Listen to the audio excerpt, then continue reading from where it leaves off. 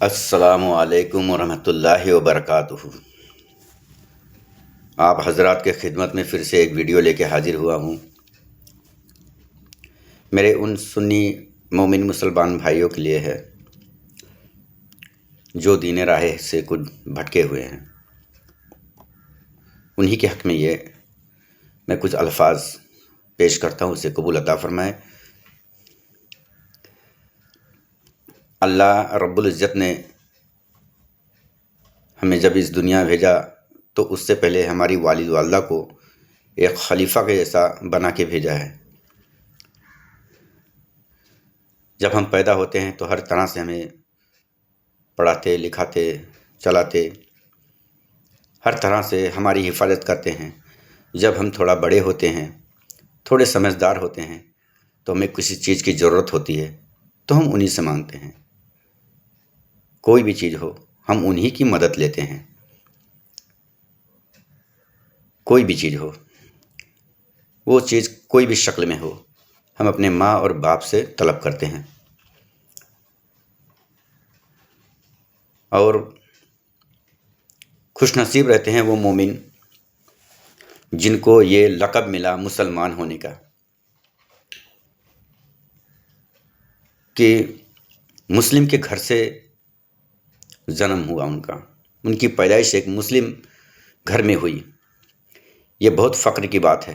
یہیں سے آپ کو نبی کی امتی ملتی ہے، اس کا لقب بھی یہیں سے ملتا ہے۔ اب آتے ہیں جوانی کی طرف، جو ذہنیت ہے۔ اب سوچ لیں، جس نے آپ کے لیے سب کچھ کیا، آپ کی حفاظت کی، آپ کی تمام خواہشات کو پوری کی، جو آپ نے ضرورت پیش کی، ان سے طلب کیا اور مانگا اور ملا بھی آپ کو، تو میرے مومن بھائی آپ یہ بتائیے، کیا اپنے والد والدہ کو اتنے پیار اور محبت سے اور نماز میں جا کے اپنے والد والدہ کے لیے دعا کر کے، پھر اپنے ہاتھوں سے اس بازار سے کوئی ایسے لباس لاتے ہیں اپنے پسندیدہ، اور اپنے اس والد والدہ کو پہناتے ہیں؟ بازار سے کوئی خوشبودار ایسا پھول لے کے آتے ہیں، کوئی ایسا عطر لے کے آتے ہیں کہ اپنی والد والدہ کو لگائیں، اور اپنے ماں باپ کو اس بستر پہ وہ پھول بچھائیں اور اپنے ماں باپ کو کہیں آپ یہاں سوئیے، اسی کے حقدار ہیں آپ، ان کے جیتے جی۔ کیا آپ اپنے ماں باپ کے چہرے کو بوسہ دیتے ہیں؟ کیا ان کے ہاتھ کو چومتے ہیں آپ؟ کیا ان کی دعائیں لیتے ہیں آپ؟ ایسے کتنے لوگ ہیں؟ آپ مجھے کمنٹ کر کے بتائیے۔ اور یہ کام جو اپنے ماں باپ والد والدہ کے ساتھ ہونی چاہیے، ان کا جو حق انہیں واپس دینا چاہیے، ان کی جو عزت ہے انہیں ملنی چاہیے، یہ وقت اور یہ عزت آپ کہاں بتاتے ہیں؟ چادر کہاں لے کے جاتے ہیں؟ پھول گجرا کہاں لے کے جاتے ہیں؟ تمام اپنے دلوں کی منتیں جتنی بھی ہوتی ہیں، وہ کہاں لے کے جاتے ہیں آپ؟ امید ہے کہ آپ سمجھ گئے ہوں گے۔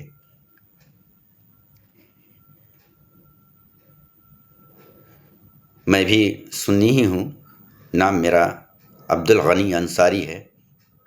میں اس قسم اٹھا کے کہتا ہوں اس رب ذل جلال کی جس کے قبضے میں میری جان ہے، مجھے ذرا بھی ہچک نہیں ہے اس کے اندر، اس بات کہنے میں۔ اصل میں جو اس دنیا میں جیتا جاگتا، اس محبت کا جو حقدار ہے، اسے تو ہم درکنار کیے بیٹھے ہیں، اور جس کے ہم امید لگائے بیٹھے ہیں، وقت پڑنے پہ ایک گلاس پانی تک نہیں دے سکتا ہمیں۔ ایک طرف وہ ہو اور ایک طرف آپ کے والد والدہ ہوں، اور اس بیچ راستے میں آپ کو اگر کوئی تکلیف ہو جائے، آپ چل نہ سکیں، کوئی ایکسیڈنٹ ہو جائے اور خبر دونوں تک پہنچ جائے، تو مجھے یقین ہے آپ کی طرف دوڑنے والے وہ آپ کے والد اور والدہ ہی ہوں گے، دوسرا نہیں ہوگا میرے بھائی۔ امید ہے آپ ساری باتیں سمجھ گئے ہوں گے۔ کیا کریں، مجبوری آج ایسی ہے کہ ہم علماؤں کو اتنے دبے آواز میں رسول صلی اللہ علیہ وسلم کی امت کو اس طرح سے بیان کرنا پڑ رہا ہے۔ اگر ایسا اتنا کلیئر ہم سب کچھ بول پاتے تو آج ہمارے علماء لوگ کا اتنی بری حالت نہیں ہوتی، بات بات پہ انہیں مسجدوں سے نکالا نہ جاتا، ان کی ایسے قتل نہ ہوتی۔ آپ لوگ بھی بخوبی جانتے ہیں کہ کتنے علماؤں کو مارا جا رہا ہے، کتنے لوگوں کو قتل کر دیا جا رہا ہے، ان کے بیوی بچے تک کو نہیں چھوڑا جا رہا ہے۔ لیکن مجبور ہیں ہم، مجبور اس لیے ہیں کہ نبی پاک صلی اللہ علیہ وسلم کا صحیح بخاری شریف میں حدیث ہے، میں اس دن اس کی شفاعت نہیں کروں گا جس کے پاس علم تھا اور اس نے علم کو چھپایا۔ بس اس لیے مجبور ہیں ہم، کیونکہ اللہ سبحانہ و تعالیٰ نے مجھے قرآن اور حدیث کے ذریعے سے یہ علم دیا ہے اور میں اسے چھپا نہیں سکتا۔ اسے بھی بچانا ہے اور انہیں بھی بچانا ہے۔ اس حالات میں مجھے اس طرح سے ویڈیو بنانی پڑ رہی ہے۔ میرے بھائی، نبی کریم صلی اللہ علیہ وسلم نے خود فرمایا، صحیح مسلم حدیث میں بھی ہے، صحیح بخاری شریف میں بھی ہے، آپ چاہیں تو اس کو تلاش سکتے ہیں آپ لوگ۔ نبی کریم صلی اللہ علیہ وسلم نے فرمایا کہ اگر مجھے اجازت ہوتی کہ خدا کے بعد کسی کو سجدہ کرنے کا حکم ہوتا تو میں ان کے والد والدہ کو دیتا۔ بتاؤ اس سے بڑا اور کیا دلیل؟ رہی مدد کی بات، تو صحابہ لوگ اپنے نبی صلی اللہ علیہ وسلم کا واسطہ دے کے اللہ سے مدد مانگتے تھے، نبی علیہ السلام کا واسطہ دے کے اللہ سے مدد مانگتے تھے۔ جب وہ وفات کر گئے تو ان کے چچا جان کا واسطہ دیتے تھے۔ اگر ایسی کوئی بات ہوتی تو ہمارے نبی ضرور بتاتے، ایسی کوئی بات نہیں جو اپنے حدیث میں نبی کریم صلی اللہ علیہ وسلم نے نہیں بتایا۔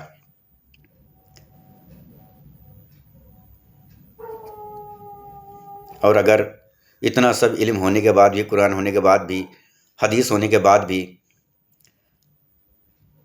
اور ہم اگر اس طرح سے محروم ہیں اس علم سے، یا اگر جانتے بھی ہیں اس علم کے بارے میں پھر بھی ہم ایسا کرتے ہیں تو سراسر کفر ہے میرے بھائی۔ 73 فرقے یوں ہی نہیں بنیں گے۔ کیا کوئی اتنا بڑا ہو سکتا ہے؟ اگر بات وسیلے کی آ جائے تو کیا ہمارے نبی سے بڑا وسیلے دار کوئی ہو سکتا ہے؟ نعوذ باللہ۔ آپ خود سوچئے، کیا یہ بدعت نہیں ہے؟ نبی کریم صلی اللہ علیہ وسلم نے آخری خطبے میں یہی فرمایا ہے، اے علی، لوگوں سے کہہ دینا کہ میرے جانے کے بعد میرے قبر کو عیدگاہ نہ بنائیں، میرے قبر کو سجدہ گاہ نہ بنائیں۔ صاف صاف کہہ دیا کہ انہیں اس بات کا علم تھا، اس لیے تو ابھی ایسا کہے نا انہوں نے، نہیں تو ایسا کیوں کہتے؟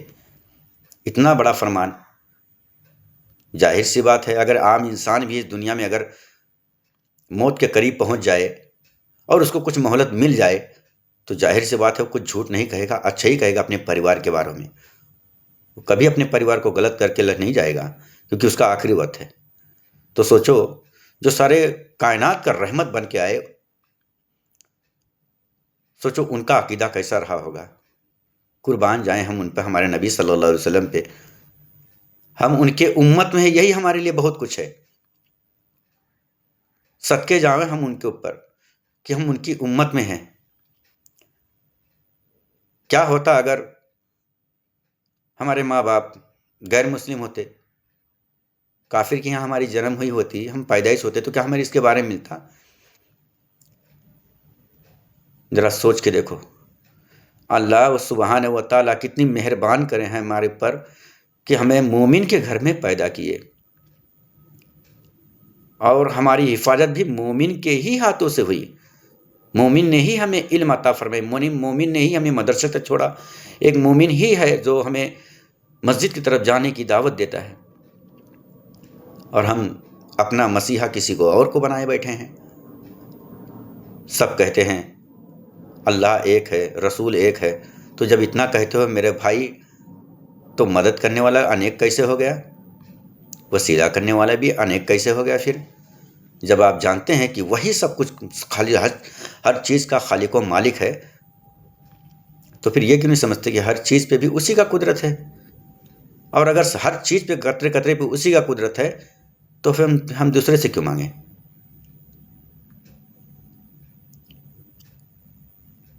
میرے بھائی، کچھ مجھ سے بھول کوئی غلطی ہو گئی تو معاف کر دینا۔ حالانکہ میں نے کوئی غلط نہیں کہا، میں نے جو حدیث صحیح ثابت ہے وہی میں نے کہا، جو قرآن میں ہے وہی میں نے کہا۔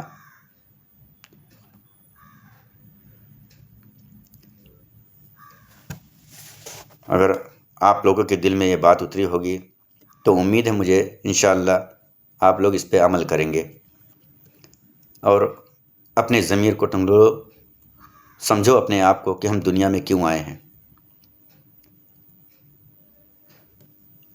قرآن میں اللہ تعالیٰ فرماتے ہیں، اس شخص کو میں کبھی نہیں معاف کروں گا جس نے میرے ساتھ کسی کو شریک کیا، جس نے کی شرک کیا۔ چلیے اب ہم رکھتے ہیں۔ السلام علیکم ورحمۃ اللہ وبرکاتہ۔